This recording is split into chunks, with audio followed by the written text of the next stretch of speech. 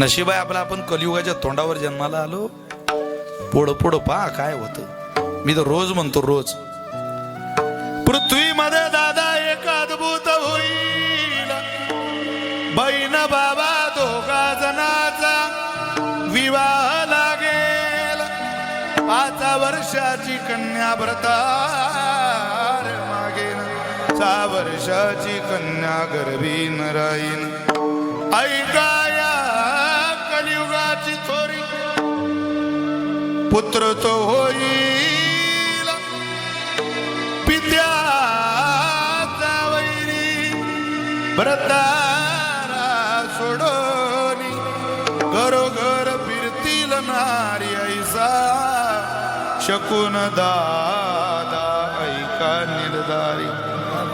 काळ बदलणार, सगळं बदलणार आहे. बदलण्या काळाकडे पाहू नका, पण आपलं जीवन पहा.